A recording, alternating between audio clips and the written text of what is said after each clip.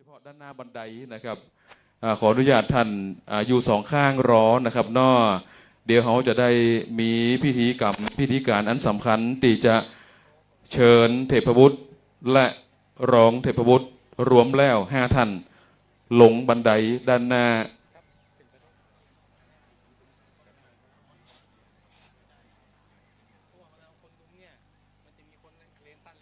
ครับขออนุญาตเคลียร์สถานที่ก่อนนะครับนอตอนนี้คณะลูกหลานสลุงหลวงขออนุญาตเคลียร์สถานที่สำหรับผู้ที่กำลังจะบันทึกภาพนะครับของดด้านหน้าบันไดก่อนนะครับนอด้านหน้าบันไดขอเป็นโล่งๆก่อนนะครับขอเชิญพี่น้องสื่อมวลชนและก็ลูกหลานสลุงหลวงทุกท่านนะครับพี่น้องมหาชนคนลำปางอยู่ด้านข้างบันไดทั้ง2 ข้างก่อนนะครับเนาะขอบคุณครับ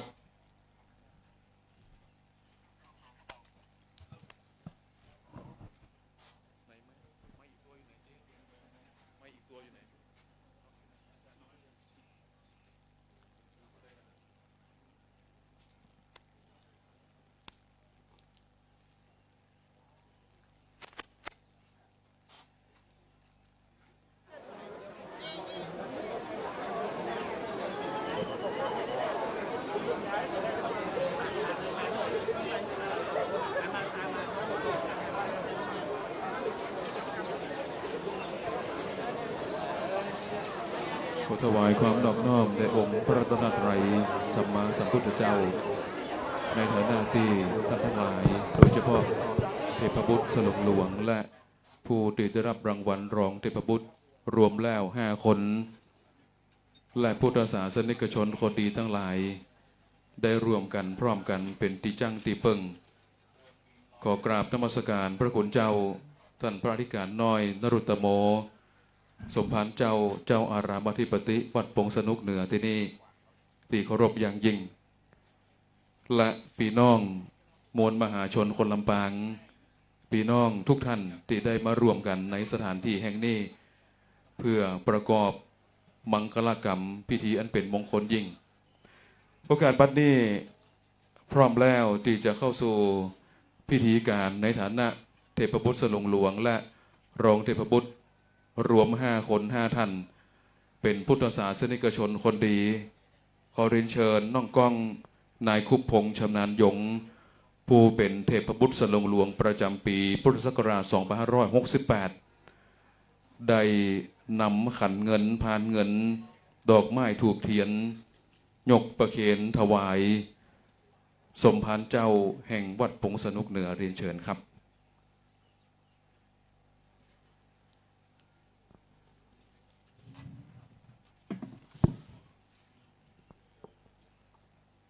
ลำดับต่อจากนี้ไปขอเชิญเทพบุตรสลุงหลวงและรองเทพบุตรสลุงหลวงพร้อมกับทุกท่านตึงตั้งบนตั้งลุ่มในมณฑลพิธีประนมมืออธิษฐานจิตเพื่อที่จะได้พร้อมกันกล่าวคำถวายเครื่องสักการะบูชาพระรัตนตรัยไหวพระสมทานศีลพร้อมกันพุทโธเมนะโธธัมโมเมนะโธสังโฆเมนะโธอิมินาสการเรนะพุทธังอภิปูชญามิอิมินาสการเรนะธัมมังอภิปูชญามิอิมินาสการเรนะสังฆังอภิปูชญามิอรหังสัมมาสัมพุทโธภควาพุทธังภควันตังอภิวาเทมิสวากาโตภควตาธัมโมธัมมังนามัสสามิสุปฏิปันโนภควโตสาวกสังโฆสังฆังนะมามิสาธุมะยังพันเตติสาระเนนาสาปัญจศีลานิญาจา มาตุติยัมปิมะยังพันเตติสาระเนนะสาปัญจศีลานิญาจา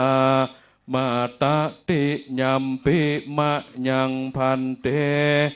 ติสาระเนนะสาปัญจศีลานิญาจามหานะโมตัสสะภะคะวะโตอะระหะโตสัมมาสัมพุทธัสสะนะโมตัสสะภะคะวะโตอะระหะโตสัมมาสัมพุทธัสสะนะโมตัสสะภะคะวะโตอะระหะโตสัมมาสัมพุทธัสสะนะโมตัสสะภะคะวะโตอะระหะโตสัมมาสัมพุทธัสสะนะโมตัสสะภะคะวะโตอะระหะโตสัมมาสัมพุทธัสสะนะโมตัสสะภะคะวะโตอะระหะโตสัมมาสัมพุทธัสสะพุทธังสรณังกัจฉามิ พุทธังสรณังคัจฉามิ ธัมมังสรณังกัจฉามิ ธัมมังสรณังคัจฉามิ สังฆังสรณังกัจฉามิ สังฆังสรณังคัจฉามิ ตุติยัมปีพุทธังสรณังกัจฉามิ ตุติยัมปิพุทธังสรณังคัจฉามิ ตุติยัมปีธัมมังสรณังกัจฉามิ ทุติยัมปิธัมมังสรณังคัจฉามิ ตุติยัมปีสังฆังสรณังกัจฉามิ ทุติยัมปิสังฆังสรณังคัจฉามิ ตาติยัมปีพุทธังสรณังกัจฉามิ ตติยัมปิพุทธังสรณังคัจฉามิ ตาติยัมปีธัมมังสรณังกัจฉามิ ตติยัมปิธัมมังสรณังคัจฉามิ ตาติยัมปีสังฆังสรณังกัจฉามิ ตติยัมปิสังฆังสรณังคัจฉามิ ปานาติปาตาเวรมณีสิกขาปตังสมาธิยามิ ปานาติปาตาเวระมณีสิกขาปตังสมาติญามิ อทินนาทานาเวรมณีสิกขาปตังสมาธิยามิ อตินนาตานาเวระมณีสิกขาปตังสมาติญามิ กาเมสุมิจฉาจาราเวรมณีสิกขาปตังสมาธิยามิ กาเมสุมิชาจาราเวระมณีสิกขาปตังสมาติญามิ มุสาวาทาเวรมณีสิกขาปตังสมาธิยามิ มุสาวาตาเวระมณีสิกขาปตังสมาติญามิ สุราเมรยะมัชฌปมาทัฏฐานาเวรมณีสิกขาปตังสมาธิยามิ สุราเมรยะมัจจปมาทัฏฐานาเวระมณีสิกขาปตังสมาติญามิ อิมานิปัญจสิกขาปทานิสีเลนะสุขติงยันติสีเลนะโภคะสัมปทาสีเลนะนิพุติงยันติตัสมาสีลังวิโสทะเย สาธุบัดนี้พระคุณเจ้าท่านพระอธิการน้อยนรุตโบสมภารเจ้าอารามธิปติแห่งวัดปงสนุกเหนือได้เมตตาปันศีลเป็นสิริมงคลเรียบร้อยแล้วลำดับต่อจากนี้ไปขอเรียนเชิญน้องก้องเทพบุตรสลงหลวงนครลำปางประจำปี2568นายคุบพงษ์ชำนาญยงได้ถวายจตุปัจจัยดอกไม้ถูกเทียนบัดนี้ อาราธนาพระคุณเจ้าอนุโมทนาบุญครับสัพพิติโยวิวัชชันตุสัพพะโรโกวินัสสันตุมาเตภวะวันตรายโยสุขีทีคายุโกภวะอภิวาทนะสีริสนิจังวุฒปจายโนตารโรธรรมาวะทันติอายุวันโนสุขังพะลังสาธุสาธุสาธุคณะทำงาน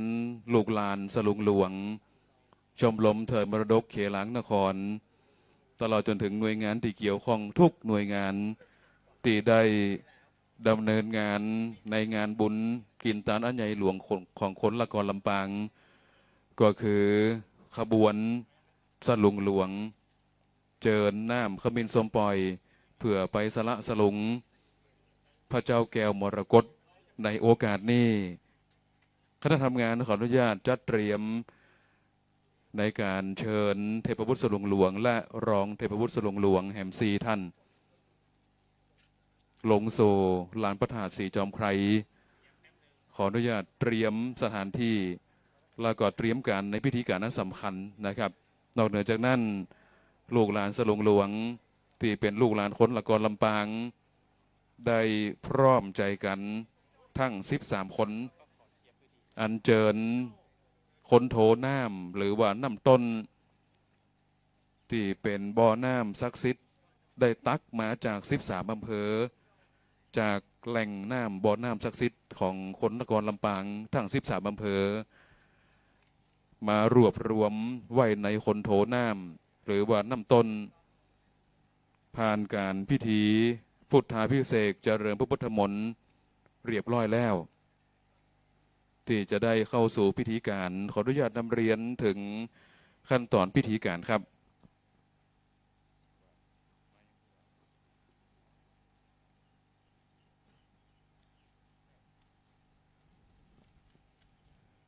ครับโอกาสลำดับนี้คณะทำงานลูกหลานสลุงหลวงชมรมเถิดมรดกเขหลังนครรวมถึงหน่วยงานที่เกี่ยวข้องสำนักงานวัฒนธรรมจังหวัดลำปางสภาวัฒนธรรมจังหวัดลำปางเทศบาลนครลำปางและลูกหลานจิตอาสามวลมหาชนคนลำปางขออนุญาตต้อนรับท่านผู้ว่าราชการจังหวัดลำปางท่านชุติเดชมีจันทร์พร้อมกับนายกเหล่ากาชาดจังหวัดลำปางประธานแม่บ้านมหาไทยจังหวัดลำปางท่านนัชชามีจันทร์พร้อมขออนุญาตต้อนรับรองผู้ว่าราชการจังหวัดลำปางทั้งสองท่านและคณะหัวหน้าส่วนราชการผู้มีเกียรติพี่น้องมหาชนคนลำปางที่เคารพทุกท่านครับขณะนี้จะได้เรียนเชิญทุกท่านเข้าสู่พิธีการอันสำคัญที่จะได้เรียนเชิญน้องกองนายคุปพงษ์ชำนาญยงผู้เป็นเทพบุตรสลุงหลวงประจำปีพุทธศักราช 2568 ลงจากลานพระธาตุสีจอมไครพระธาตุอันศักดิ์สิทธิ์ของคนละกรลำปางขึ้นสู่บนล่อลากอันเจิญสลุงหลวงน้ำขมิ้นสมปล่อยโอกาสลำดับแรกนี่นะครับต่างด้านลูกหลานทั้ง13คนจะได้เป็นตัวแทนของลูกหลานคนละกรลำปางทั้ง13อำเภอในการอัญเชิญน้ำทิพย์น้ำต้นอันศักดิ์สิทธิ์นี่ทั้ง13อำเภอจากแหล่งน้ำก็คืออำเภอเมืองน้ำบ่อปวนบ้านแม่อ่างตำบลบ้านแหลงบ่อน้ำ2 ปีน้องวัดพระเจดีย์สาวหลังบ่อน้ำ5 บาทตำบลบ้านเสด็จอำเภอก็ขาบ่อน้ำเลี้ยงพระนางจามเทวีวัดพระธาตุลำปางหลวงอำเภอห้างชัดบ่อน้ำศักดิ์สิทธิ์วัดโป่งยางคกอำเภองาบ่อน้ำศักดิ์สิทธิ์ห้วยสายนอนวัดหม่อนสายนอนอำเภอวังเหนือน้ำตกวังแก้วบ่อน้ำออกหูบ้านโป่งธรรมบ่อยาแก่เขตรอยต่อระหว่างอำเภอวังเหนือและอำเภอเวียงป่าเป้าอำเภอเสริมงามบ่อน้ำศักดิ์สิทธิ์วัดหลวงนางงอยอำเภอใจหมหน้าบ่อส้มตำบลบ้านสาอำเภอแม่ทะบ่อน้ำศักดิ์สิทธิ์วัดพระธาตุแม่ไทยตำบลแม่ทะอำเภอเถินบ่อน้ำศักดิ์สิทธิ์วัดเวียงตำบลล้อมแรดอำเภอแม่เมาะบ่อน้ำศักดิ์สิทธิ์วัดพระบาทนางรองอำเภอแม่พริกวัดธรรมบ่อแก้วอำเภอเมืองปานบ่อน้ำศักดิ์สิทธิ์ดอยเต่าขำวัดพระเจ้าศิลา อำเภอซบปราบตำบลซบปราบก็คือบ่อน้ำศักดิ์สิทธิ์น้ำบ่อคงนะครับทั้ง13อำเภอพร้อมแล้วที่จะได้เรียนเชิญลูกหลานโอกาสนี้ขอพี่น้องจังแต้มบันเทิงศิลป์ได้บรรเลงเพลงสิริมงคลเพื่อบอกกล่าวได้บุตรเทวดาพญาอินตาพรหมยมราชสิ่งศักดิ์สิทธิ์ในนครลำปางลงมาเป็นสักขีพยานเพื่อเป็นอานัตสัญญาณที่จะได้เรียนเชิญลูกหลานทั้ง13คนอัญเชิญน้ำศักดิ์สิทธิ์ลงจากลานพระธาตุสีจอมไครครับ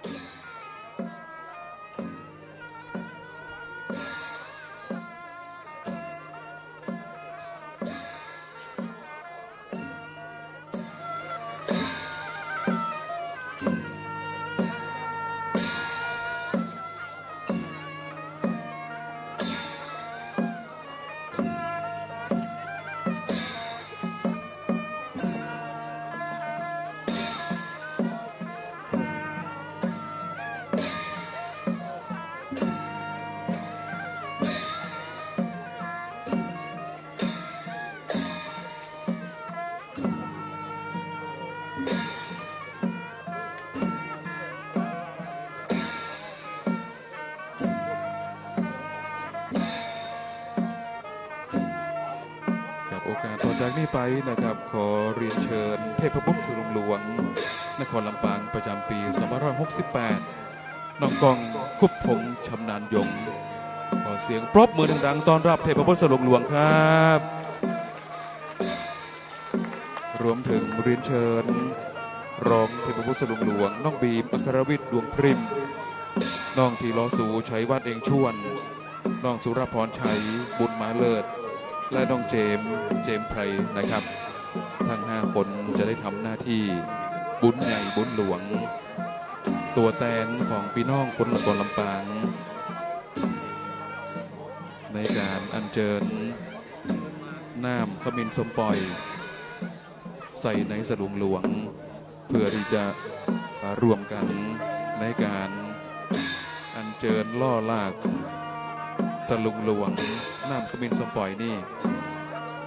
ไปส่งน้ำพระเจ้าแก้วมรกตซึ่งประดิษฐานอยู่ที่บุษบกขวงนครลำปางหรือว่า5 แยกหอนาฬิกานะครับ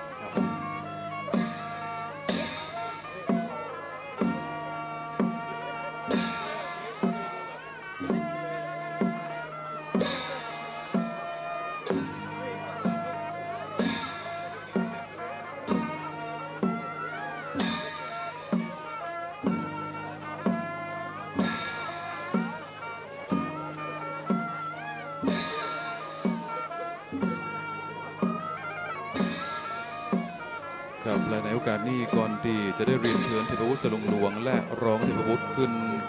บนล่อลากอัญเชิญสลุงหลวงน้ำขมิ้นสมปล่อยทางด้านผู้สนับสนุนก็คือสายการบินแอร์เอเชียนะครับจะได้มอบตัวเครื่องบิน1 ไส้ไปกับคือกับผู้ที่ได้รับรางวัลชนะเลิศในการครองตำแหน่งเทพบุตรสลุงหลวงและมอบเพื่อกับเทพธิดาสลุงหลวงแห่ง1 รางวัลนะครับโอกาสนี้ขอเรียนเชิญคุณกฤษพัฒนาสารผู้บริการฝ่ายรัฐกิจสัมพันธ์สายการบินแอร์เอเชีย และคุณมนัสนีศรีนุชผู้จัดการสถานีลำปางสายการบินแอร์เอเชียได้มอบตัวเครื่องบินไปกับผู้ที่ได้รับรางวัลเทพบุตรสลงหลวงนครลำปางและเทพธิดาสลงหลวงนครลำปางประจำปี2568ครับ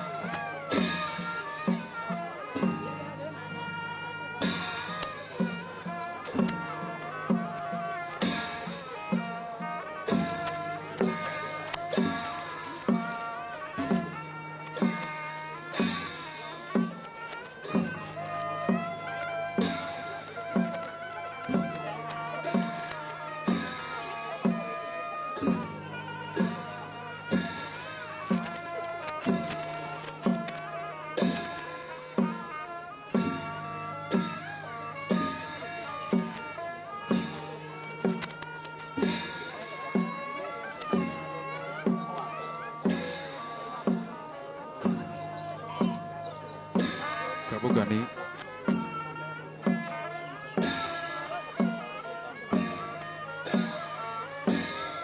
เช็ควันสับ1-2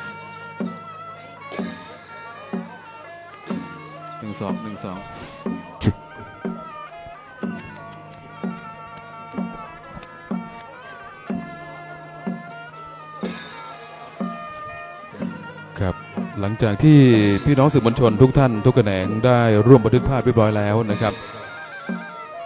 คณะทำงานขออนุญาตเรียนเชิญคุณกฤษพัฒนสารผู้อำนวยการฝ่ายรัฐกิจสัมพันธ์สายการบินแอร์เอเชียมอบตั๋วเครื่องบินไปกลับลำปางกรุงเทพให้กับเทพบุตรสลุงหลวงน้องก้องนะครับและเรียนเชิญคุณมนัสนีศรีนุชผู้จัดการสถานีลำปางสายการบินแอร์เอเชียมอบให้กับเทพธิดาสลุงหลวงคือน้องเอมมี่นางสาวเอมิกาอาสตรูสาวลูกหลานเมืองเงาเงินจากอำเภอเงาขอเสียงปรบมือดังๆให้กำลังใจผู้เข้าร่วมที่ได้รับรางวัลชนะเลิศทั้ง2รางวัลนะครับขอบคุณสายการบินแอร์เอเชียลำปางที่ร่วมสนับสนุนในการประกวดเทพบุตรและเทพธิดาสลุงหลวงประจำปี 2568 นะครับ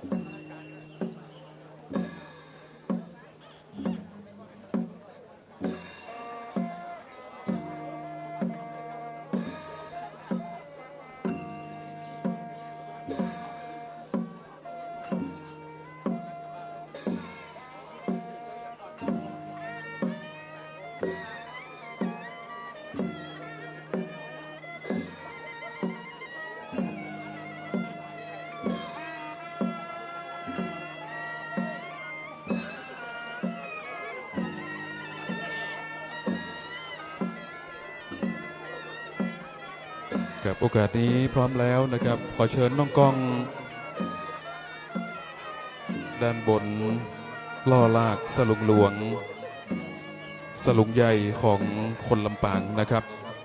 เพื่อที่จะได้เรียนเชิญท่านผู้ว่าราชการจังหวัดลำปางตลอดจนถึงหัวหน้าส่วนราชการได้นำต้นน้ำจากบ่อน้ำศักดิ์สิทธิ์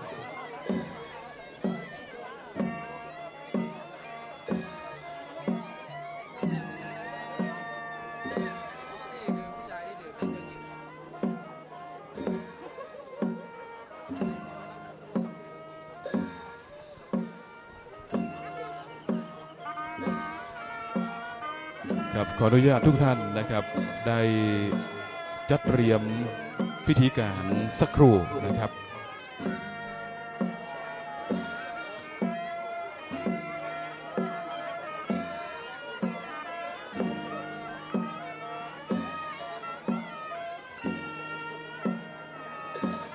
ครับโอกาสนี้พร้อมแล้วขออนุญาตเรียนเชิญท่านประธานในพิธี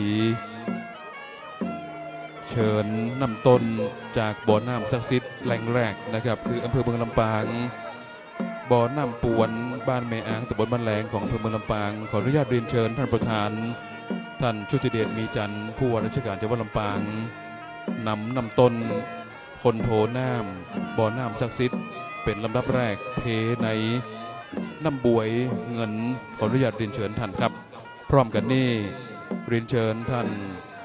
นัชชามีจันทร์นายกเหล่ากาชาดจังหวัดลำปาง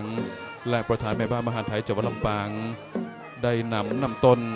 ต้นที่2ของอำเภอก้อขาบ่อน้ำเลี้ยงพระนางจามเทวี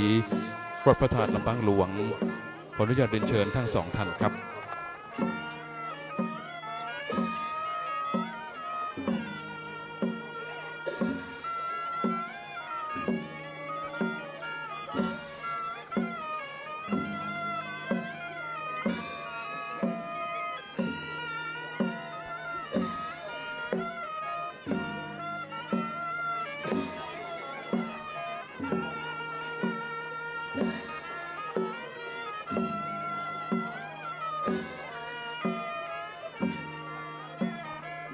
ขอเชิญลูกหลานสลุงหลวงได้มอบให้เทพธิดาสลุงหลวงนะครับมอบให้ท่านผู้ว่าราชการจังหวัดลำปางนำต้นแก่นแรกคืออำเภอเมืองลำปางบ่อน้ำศักดิ์สิทธิ์แก่นที่2ของอำเภอก้อขาครับ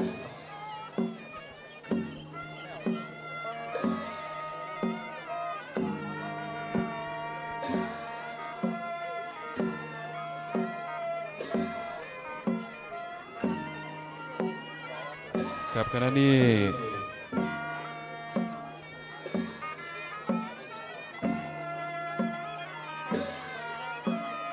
ท่านผู้ว่าราชการจังหวัดลำปางประธานในพิธีนะครับรับนำต้นแก่นแรกคือของอำเภอเมืองลำปางเทในน้ำบวยเงินและท่านนัชชามีจันทร์นายกเหล่ากาชาดจังหวัดลำปางประธานแม่บ้านมหาไทยได้ให้เกียรติเทนำต้นที่2ของอำเภอก้อขาใส่ในน้ำบวยขอบคุณทั้ง2ท่านนะครับลำดับต่อไปขออนุญาตเรียนเชิญท่านรองนิตยาพงษ์พาณิชย์รองผู้ว่าราชการจังหวัดลำปางได้เทน้ำจากบ่อน้ำศักดิ์สิทธิ์ของอำเภอห้างชัดท่านรองกฤษณะพินิจเทน้ำจากบ่อน้ำศักดิ์สิทธิ์น้ำต้นของอำเภองาวลำดับนี้เรียนเชิญท่านรองนิตยาพงษ์พาณิชย์ของอำเภอห้างชัดครับ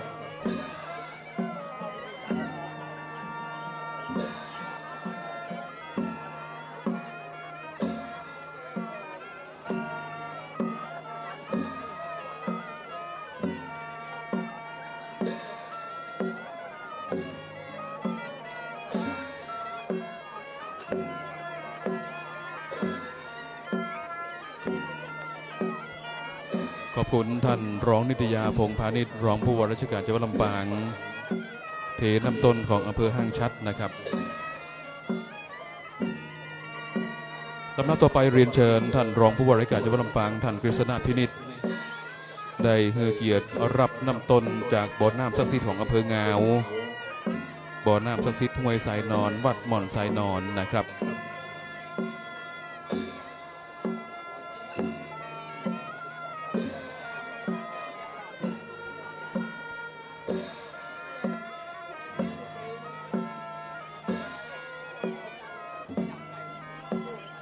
ขอบคุณท่านรองผู้ว่าราชการจังหวัดลำปางท่านกฤษณะพินิจครับลำดับต่อไปเรียนเชิญผู้บังคับการตำรวจภูธรจังหวัดลำปางได้ให้เกียรตินำต้นบ่อน้ำศักดิ์สิทธิ์จากอำเภอวังเหนือน้ำตกหวังแก้ว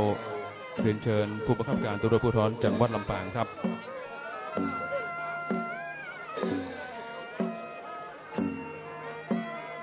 พร้อมกับประธานแม่บ้านตำรวจจังหวัดลำปางได้ให้เกียรติในการนี้นะครับ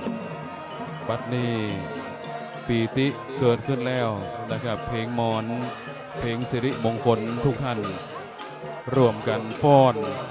หน้าลานนี่ได้เลยเพื่อสร้างความปีติยินดีนะครับเพลงมอนลงมาแล้วเพื่อระลึกนึกถึงคุณงามความดีของบรรพบุรุษลำดับต่อไปขอเรียนเชิญผู้แทนผู้บัญชาการมณฑลทหารบกที่ 32ได้ฮือเกียรติหับนำตนของอำเภอเสริมงามบ่อน้ำศักดิ์สิทธิ์วัดหลวงนางงอยขออนุญาตเรียนเชิญผู้แทนผู้บัญชาการมณฑลทหารบกที่ 32และผู้แทนประธานแม่บ้านมณฑลทหารบกที่ 32ครับ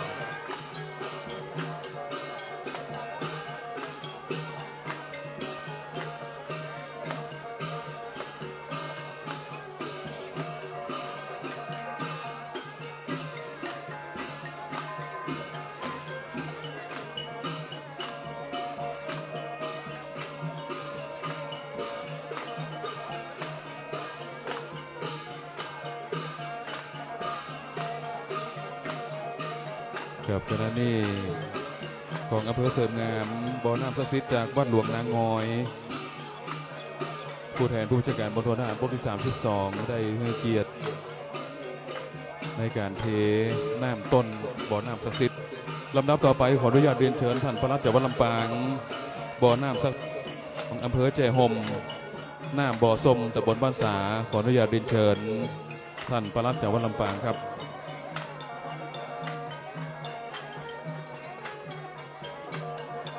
พร้อมกันนี้ได้รับเกียรติจาก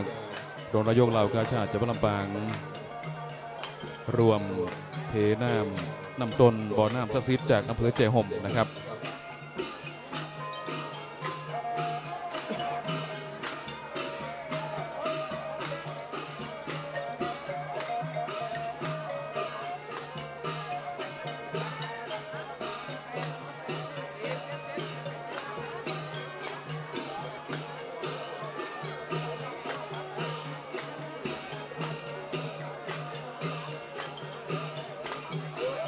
ตำนานต่อขอเรียน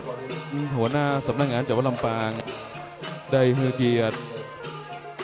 เทน้ำศักดิ์สิทธิ์ของอำเภอแม่ทะนะครับน้ำต้นศักดิ์สิทธิ์บ่อน้ำศักดิ์สิทธิ์วัดพระบาทแม่ไทยเรียนเชิญหัวหน้าสำนักงานจังหวัดลำปางครับ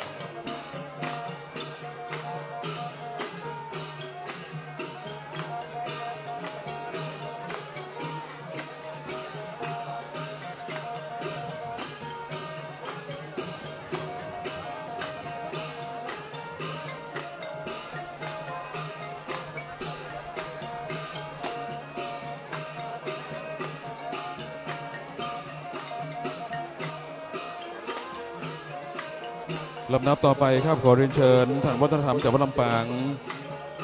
นำต้นบ่อน้ำศักดิ์สิทธิ์ของอำเภอเถินนะครับเทลงในน้ำบวยเรียนเชิญท่านครับ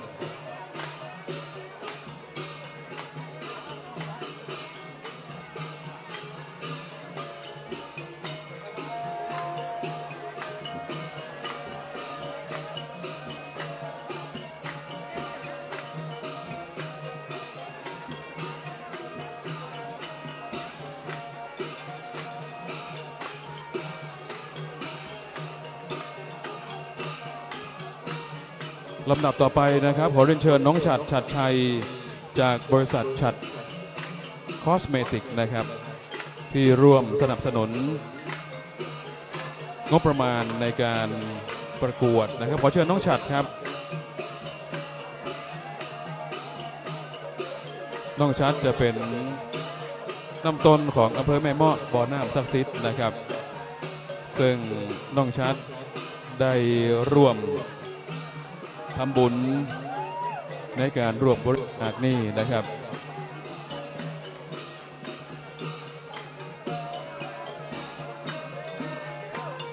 ลำดับต่อไปครับขอเรียนเชิญผู้แทนจาก SCG ลำปางนะครับได้ให้เกียรติในการนี้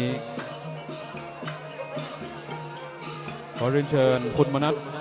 อนันตกิจไพบูลย์ตัวแทนจาก SCGขอเรียนเชิญผู้บริหารจาก SCG ลำปางนะครับของอำเภอแม่พริกนะครับน้ำวัดถ้ำบ่อแก้ว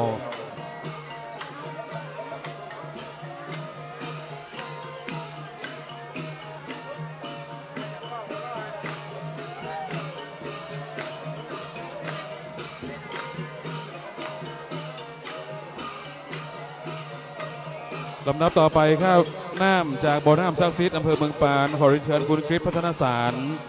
ผู้อำนวยการฝ่ายรัฐกิจสัมพันธ์สายการบินแอร์เอเชียครับสายการบินของพี่น้องคนละครลำปางและเรียนเชิญคุณมนัสนีศรีนุชผู้จัดการสถานีสายการบินเอเชียลำปางนะครับ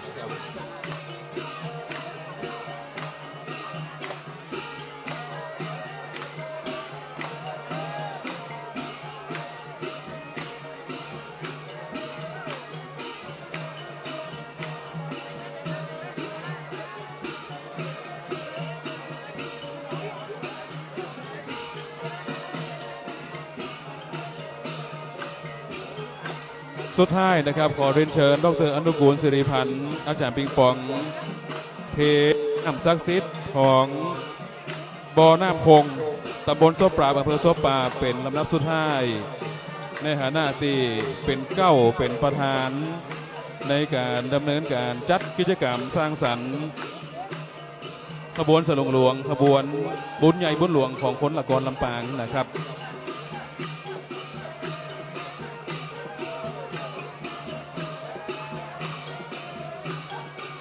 กับบัดนี้น้ำต้นทั้ง13แก่น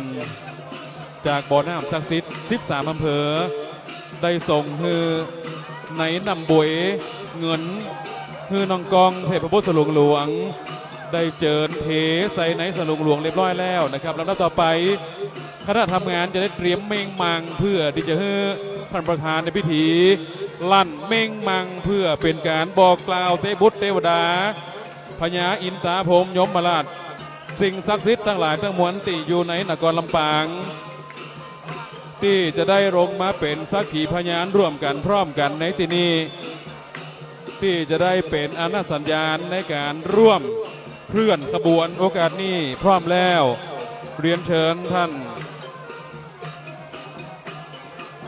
ขออนุญาตเรียนเชิญท่านชุติเดชมีจันทร์ผู้ว่าราชการจังหวัดลำปางและท่านนัชชามีจันทร์นายกเหล่ากาชาดจังหวัดลำปางพร้อมครับประธานแม่บ้านมหาไทยจังหวัดลำปางและได้รับเกียรติจากท่านรองผู้ว่าราชการจังหวัดท่านวัฒนธรรมจังหวัดด้านหน้ารถล่อสลุงหลวงเพื่อที่จะเรียนเชิญประธานลั่นเม่งมังนะครับตอนนี้สำนักงานวัฒนธรรมจังหวัดลำปางได้บอกคิวท่านนะครับขอเชิญหัวหน้าส่วนราชการได้พร้อมกันด้านหน้าล่อลากสลุงหลวงเพื่อที่เขาจะได้ร่วมกันเคลื่อนขบวน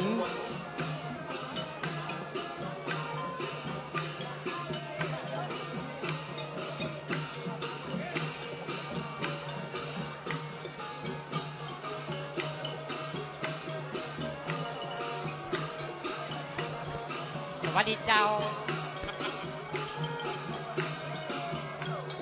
ครับบัดนี้พร้อมแล้วนะครับ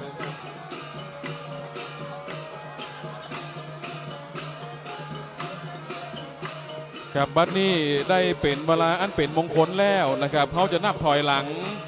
เพื่อที่จะได้เรียนเชิญท่านผู้ว่าราชการจังหวัดลำปางได้ลั่นเม่งมังเป็นอนุสัญญาณสิริมงคลปล่อยขบวนสลุงหลวงประจำปี2568 5 4 3 2